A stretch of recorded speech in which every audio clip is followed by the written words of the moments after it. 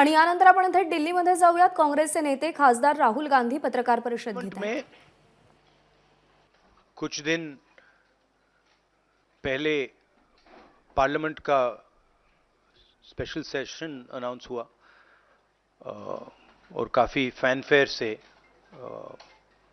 पुरानी parliament building से नई पार्लियामेंट बिल्डिंग में ट्रांजिशन हुआ।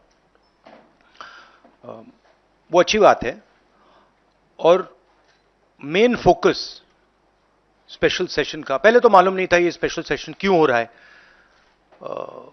स्पेक्यूलेशन काफ़ी हुआ और फिर पता लगा कि इसका मेन फोकस महिला आरक्षण। उसके बाद महिला आरक्षण तो बड़ी अच्छी चीज है, उसके बाद ये दो क्लॉजेज, इसमें दो फुटनोट्स हमें मिले। एक की महिला आरक्षण करने से पहले, महिला आरक्षण देने से पहले हमें सेंसस करना पड़ेगा, डिलिमिटेशन करना पड़ेगा और इन दोनों चीजों को करने के लिए बहुत साल लगेंगे। सच्चाई यह है कि महिला आरक्षण को आज किया जा सकता है। 33% आज जो सीट्स हैं लोकसभा में, विधानसभा में, वो महिलाओं को दी जा सकती हैं। कोई कॉम्प्लिकेटेड मामला नहीं है, मगर सरकार वो नहीं करना चाहती है। देश के सामने रख दिया है, मगर रियलिटी यह है कि ये इंप्लीमेंट आज से 10 साल बाद होगा। यह भी नहीं मालूम कि होगा या नहीं होगा। तो एक प्रकार से ये डिस्ट्रैक्शन टैक्टिक है, डाइवर्जन टैक्टिक है। डाइवर्जन किस चीज से हो रहा है? Diversion OBC. मैंने पार्लियामेंट में सिर्फ एक इंस्टीट्यूशन के बारे में बात की, वो जो हिंदुस्तान की सरकार का सेंटर है, कोर है, जो हिंदुस्तान की सरकार को चलाता है, कैबिनेट सेक्रेटरी एंड सेक्रेटरीज। और उसमें मैंने एक छोटा सा सवाल पूछा। प्रधानमंत्री कहते हैं कि वो ओबीसी के लिए बहुत काम कर रहे हैं। अगर प्रधानमंत्री इतना काम कर रहे हैं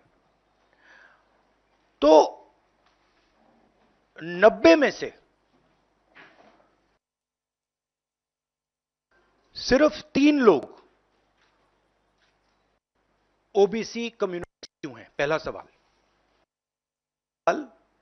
मैंने यही एनालिसिस बजट को देख के की कि भैया पूरा हिंदुस्तान का बजट क्या है और ये जो ओबीसी ऑफिसर्स हैं ये इस बजट में से कितना कंट्रोल कर रहे हैं और क्या कंट्रोल कर रहे हैं। आदिवासी क्या कंट्रोल कर रहे हैं, दलित क्या कंट्रोल कर रहे हैं। ओबीसी हिंदुस्तान के 5% बजट को कंट्रोल कर रहा है, ओबीसी ऑफिसर्स। तो मुझे बात समझ नहीं आ रही है। प्रधानमंत्री हर रोज ओबीसी की बात करते हैं, ओबीसी प्राइड की बात करते हैं, मगर ओबीसी के लिए क्या किया? अब जब मैंने ये बात बोली, उनका रिस्पॉन्स बड़ा इंटरेस्टिंग। वो कहते हैं कि लोकसभा में हमारा रिप्रेजेंटेशन है। लोकसभा में रिप्रेजेंटेशन का क्या लेना देना है? मैं कह रहा हूं कि बजट डिसीजन जो लेते हैं, जो बजट को ऑफिसर्स हैं, जो बजट को कंट्रोल करते हैं, 5% ओबीसी निर्णय ले रहे हैं। और मैंने सिर्फ यह सवाल पूछा, क्या हिंदुस्तान में ओबीसी की आबादी 5% है? यह मैं जानना चाहता हूं। अगर 5% है तो फिर वो ठीक है, उसको मैं एक्सेप्ट करने के लिए तैयार हूं। मगर अगर वो 5% से ज्यादा है तो मुझे यह पता लगाना है, और एक बार मैं मन बना लेता हूं, मैं छोड़ता नहीं हूं, मुझे यह पता लगाना है ये ओबीसी हिंदुस्तान में कितने हैं, और जितने हैं उतनी भागीदारी इनको मिलनी चाहिए। अब आप किसी लोकसभा में किसी भी एमपी से पूछ लीजिए, लोकसभा को टेंपल ऑफ डेमोक्रेसी कहा जाता है। आप किसी भी बीजेपी के एमपी से पूछ लीजिए कि वो कोई डिसीजन लेता है, कोई कानून बनाता है, कोई कानून बनाने में भाग लेता है, किसी से भी पूछ लीजिए, बिल्कुल नहीं। ना कांग्रेस का एमपी इस लोकसभा में, ना बीजेपी का एमपी, ना कोई और इंडिया का एमपी कोई डिसीजन लेता है। मतलब एमपीज को जैसे मंदिर में मूर्ति होती है वैसे मूर्तियां बना रखी हैं और ओबीसी की वहां पे मूर्तियां भर रखी हैं, मगर पावर बिल्कुल नहीं है। देश को चलाने में कोई भागीदारी नहीं है। यह सवाल मैंने उठाया है कि क्या, और हर ओबीसी युवा को यह समझना है कि क्या आपको इस देश को चलाने में भागीदारी मिलनी चाहिए, हां या ना। अगर मिलनी चाहिए तो क्या आपकी आबादी 5% है, हां या ना, यह सवाल है। और डिस्ट्रैक्शन इस बात से हो रहा है, बीजेपी को ये जो 2 पॉइंट्स हैं, महिला आरक्षण वाले, डिलिमिटेशन और सेंसस, इनको एकदम महिलाओं को जो इज्जत मिलनी चाहिए, रिस्पेक्ट मिलनी चाहिए, जो भागीदारी होनी चाहिए उनको एकदम वो कर दें। सेंसस का जो हमने डेटा निकाला था उसको पब्लिक कर दें, तो सारे हिंदुस्तान के ओबीसी युवाओं को पता लग जाए वो हैं कितने, और नया सेंसस कास्ट बेसिस पे करें। Thank you. और प्रधानमंत्री को अपने अगले भाषण में यह कहना है, यह समझाना है देश को कि हिंदुस्तान के सबसे जरूरी 90 अफसर जो हैं उनमें सिर्फ 3 ओबीसी क्यों हैं। यह मेन सवाल है। और मैंने दलितों और आदिवासियों की बात ही नहीं की अभी। अंग्रेजी में कह देता हूं। The BJP came up with the idea of a special session. We appreciated that idea. With a lot of fanfare and pomp, we moved from the old building to the new building. The Prime Minister, in a very dramatic gesture, carried the Constitution of India from the old building to the new building. And he said that he is passing a very important law. And we agree with him. Women's reservation is a central step in the empowerment of the critical step. But when we read the fine print, we found something very interesting. 2 little subtexts were there. Number 1, this will be done after delimitation. Number 2, this will be done after census. What it means is this bill will be implemented a decade from now. It is not going to be implemented today, and every woman in India should understand this. It is not going to be implemented today, it's going to be implemented, if it is implemented, 10 years from now. So this is a diversionary tactic, making everyone's attention move away. The question is, what are they moving away from? And a decade from now. It is not going to be implemented today, and every woman in India should understand this. It is not going to be implemented today, it's going to be implemented, if it is implemented, 10 years from now. So this is a diversionary tactic. It's a way of making everyone's attention move away. The question is, what are they moving away from? And the answer is the caste census. And I'd like to explain why. In my research for my speech, I looked at how many officers in the government of India, the senior most officers are secretaries, how many secretaries in the government of India come from the OBC community, how many come from the Dalit community, how many come from the tribal community. And I was shocked to find that 5% of the secretaries of the government of India, 3 officers in the government of India secretary level are OBC first. And then I asked another question, what budget do they control?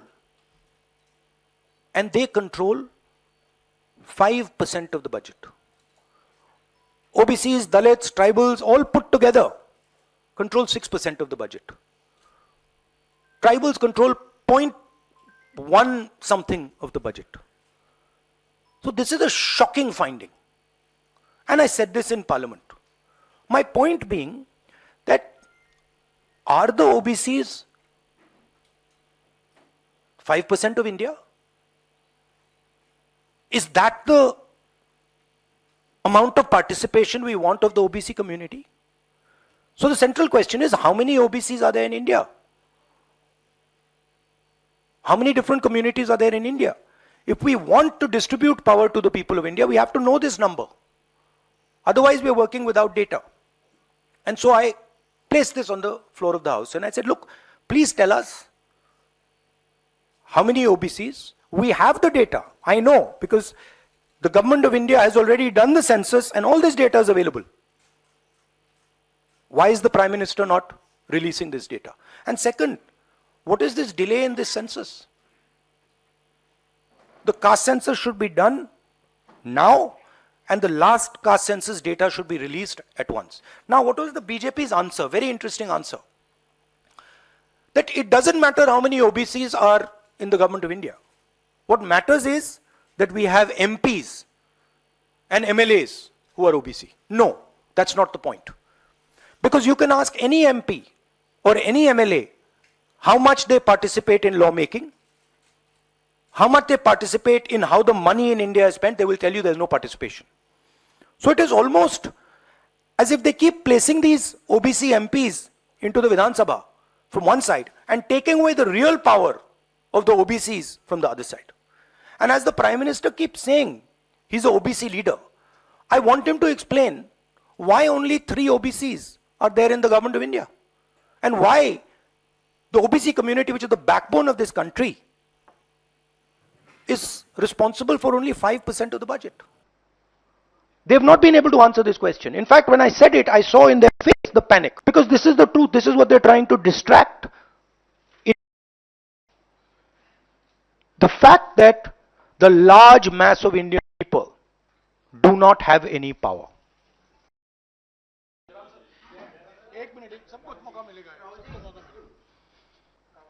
संक्षिप्त में पूछिएगा please. Rahul ji एक बड़ा sensitive नहीं काम कर रहा। Hello Rahul ji, बहुत सेंसिटिव मुद्दा है ये रिजर्वेशन। आज से नहीं, जब से ये अस्तित्व में आया, आपने पेंडोरा बॉक्स एक तरह से उसको टच कर दिया।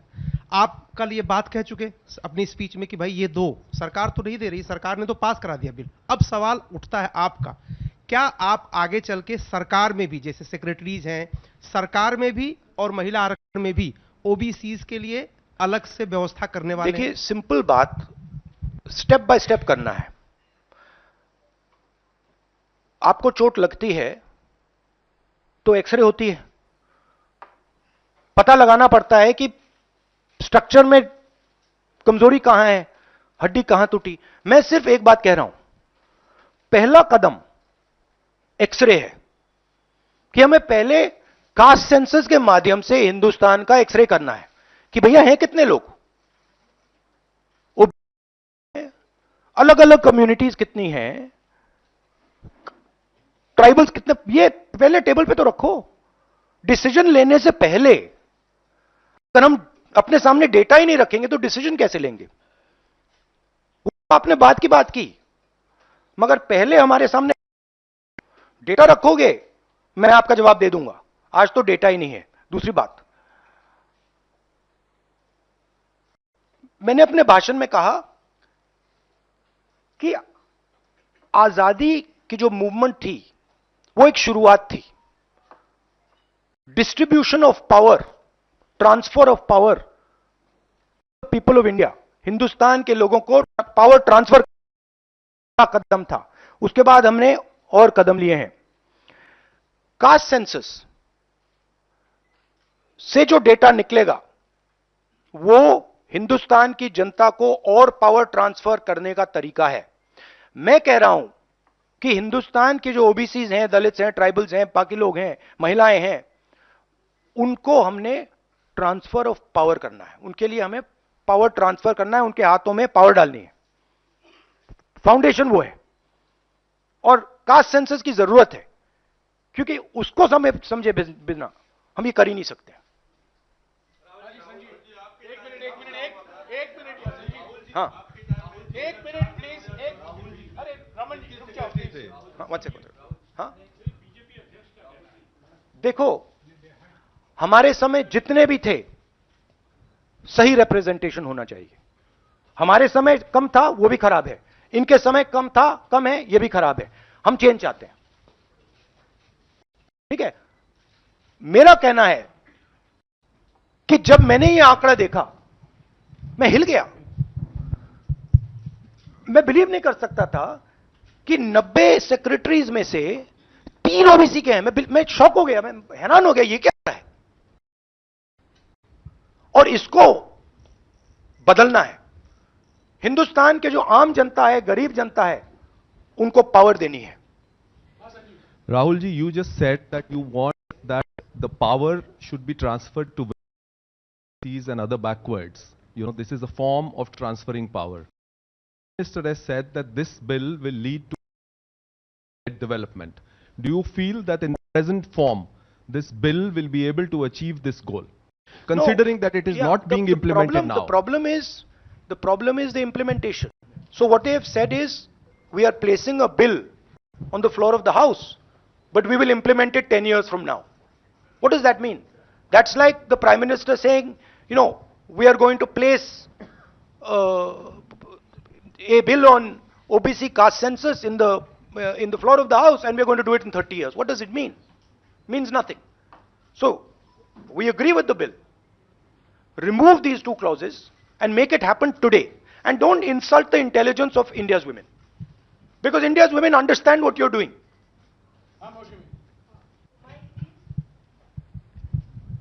राहुल, क्योंकि स्पेशल सेशन की बात हो रही है, बहुत शॉकिंग एक वीडियो जो वायरल हो रहा है, उसमें रमेश बिदूरी साहब फ्लोर ऑफ द हाउस में एक स्पीच दे रहे हैं, जिसमें वो दानिश अली साहब को ऑन रिकॉर्ड, मतलब माइक पे आतंकवादी कहते हैं, मुल्ला कहते हैं और कई शब्दों का इस्तेमाल करते हैं जिनका हम प्रयोग नहीं कर सकते।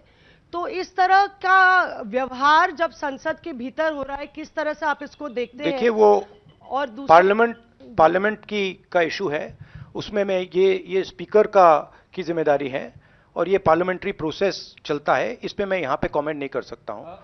बट मैं कंप्लीट नहीं हुआ, कंप्लीट नहीं हुआ। राहुल जी, आप बहुत महत्वपूर्ण सवाल उठा रहे हैं। एक तो देरी का, दूसरा ओबीसी के कोटे की मांग कर रहे हैं। सवाल यह है कि 2010 में जब यूपीए के समय में बिल आया था, तब अगर यही कोटा जो आज कांग्रेस मांग कर दिया होता तो ये कानून शायद 10 साल पहले बन जाता।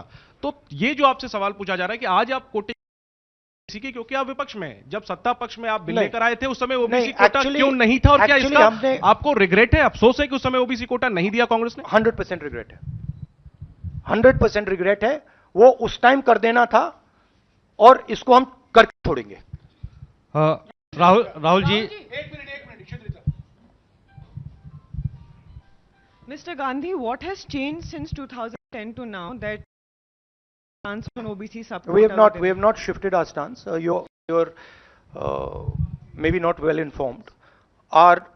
Here the party did the caste census. We carried out an entire census getting caste data. We didn't release it at the time. There was a discussion, internal discussion. We should have released it. There is no change in our view on this. Yes, sir.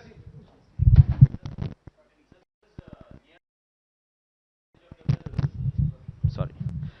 Sir, there was near unanimity in the passage of the bills. Do you think that a wider consultation process should have been followed before bringing the bill in the special session? We are okay with the bill. We have supported the bill. Right? Please understand the technicality. We are in full support of the bill. We don't agree with the 2 little footnotes that have been put in the bill that basically mean that the bill is going to be implemented 10 years from today.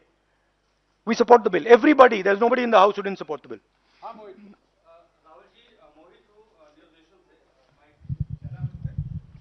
Rahul ji, मेरा सवाल यह है कि जब भी आप कोई issue उठाते हैं तो आप लोग, खासतौर पे राहुल जी, आपके ऊपर, आपके परिवार के ऊपर और आपकी पुरानी सरकार के ऊपर पर्सनल अटैक किए जाते हैं, आप लोगों के ऊपर अटैक किया जाता है। आपने ओबीसी का मुद्दा उठाया, आप लोगों के ऊपर अटैक किया गया, और उसके बाद आप बेबाकी से आपने बोला भी कि मैं रिग्रेट करता हूं कि हमारी सरकार में इसको शामिल कर लिया जाता तो बेहतर होता। आखिर सरकार की क्या मंशा है? लोकसभा चुनाव है, 5 राज्यों, सरकार की क्या मंशा है कि ऐसे वक्त में बिल लाया गया पास करा लिया गया, डिलिमिटेशन और परसिमन की कोई बात नहीं हुई। नहीं, मुझे, जैसे मैंने कहा, मुझे लगता है कि ये एक डिस्ट्रैक्शन टैक्टिक है और दो मुद्दों से बीजेपी घबराती है, डिस्ट्रैक्ट करना चाहती है। और ये एक है का धन अपने हाथों में कंसंट्रेट कर रहे हैं और दूसरा कास्ट सेंसस। तो ये रिलेटेड चीजें हैं और इन दोनों बटन को जब मैं दबाता हूं, जैसे यूं दबाता हूं, बीजेपी एकदम जंप करती है। तो क्यों करती है? क्योंकि वो ओबीसी कम्युनिटी है, सचमुच में उनको पावर नहीं देना चाहती है और वो पावर अदानी जी के हाथ में कंसंट्रेट करना चाहती है। राहुल जी, आपसे सवाल ये है, क्योंकि जब आपने लोकसभा में भाषण दिया, आपने 90 में से 3 सेक्रेटरी और ओबीसी के बात के बारे में बात करी। अगर 2024 में इंडिया ब्लॉक जो आपका बना है वो पावर में आता है, तो क्या इन चीजों को आप जल्द से जल्द इंप्लीमेंट करेंगे? क्योंकि बीजेपी साफ तौर पर कह रही है कि आपके भाषण के बाद से साफ लग रहा है कि ओबीसी कार्ड इंडिया ब्लॉक या कांग्रेस पार्टी खेल रही है। तो आप अगर पावर में आते हैं तो आप क्या सबसे पहले देखिए, ये वो कार्ड की बात करते हैं, कार्ड के बारे में सोचते हैं। मैं कार्ड के बारे में नहीं सोचता हूं। मैं जो हिंदुस्तान की जनता है उनको एम्पावर करना चाहता हूं और अगर मुझे दिखे कि ओबीसी कम्युनिटी जो है, जो बहुत बड़ी कम्युनिटी है, किसी को नहीं मालूम कितने लोग हैं, बट लोग कहते 50% तक हो सकते हैं। जब मुझे दिखता है कि एक कम्युनिटी है जिसमें हिंदुस्तान की 50% आबादी और गवर्नमेंट ऑफ इंडिया के सेक्रेटरीज में 3 लोग हैं, 90 में से 3, और वो 5% बजट को कंट्रोल, इस देश में हो क्या रहा है? अब हम अदानी जी को देश के पूरे इंस्टीट्यूशंस पकड़ाने हैं, नरेंद्र मोदी जी, और दूसरी तरफ जो हिंदुस्तान की रीढ़ की हड्डी है, जो हिंदुस्तान को चलाते हैं, उनको हम हिंदुस्तान को चलाने में, सरकार को चलाने में कोई जगह नहीं देते हैं, दबा के निकाल देते हैं। तो इसलिए जैसे ही हमारी सरकार आएगी, हमने वहां पे कर्नाटक में कहा था कि जिस दिन आएगी उस दिन हमारी 5 गारंटीज लागू हो जाएंगी। यहां आएगी, कास्ट सेंसस होगा और देश को पता लगेगा कि हमारे ओबीसी भाई कितने हैं, दलित भाई कितने हैं, और उनको देश को चलाने में भागीदारी मिलेगी। यह मैं आपको कह रहा हूं। यह छोटी प्रोसेस नहीं होगी, एक दिन में नहीं होगा, मगर नियत समझिए। आप, नरेंद्र मोदी जी कहते हैं, अमित शाह जी ने कहा कि हमने ओबीसी को विधानसभा में, लोकसभा में डाला है। आप मुझे बता दीजिए कानून बनाने में, बजट में उनकी क्या भागीदारी है। एमपी कानून बनाते थे, हमारी पार्टी में भी एमपीज को हम रोल देते हैं, उनसे बातचीत करते हैं, नारेगा में इन्वॉल्व करते हैं। आप किसी भी बीजेपी के एमपी से पूछ लीजिए, विधानसभा में किसी भी स्टेट में पूछ लीजिए, सरकार चलाने में उनकी क्या भागीदारी है, जवाब देंगे हमारा कोई रोल नहीं है। तर ओबीसी समाजाकडे मोदी सरकार दुर्लक्ष करत आहे। जातीनिहाय जनगणनेवरून लक्ष हटवण्यासाठीच महिला आरक्षणाचा मुद्दा पुढे केला गेलाय, असा आरोप राहुल गांधी यांनी केलाय आणि त्यांनी त्यासोबतच सरकारमधील ओबीसी समावेशाच्या मुद्द्यावरून मोदी सरकारवर पुन्हा एकदा टीका केली आहे। एबीपी माझा, उघडा डोळे बघा नीट।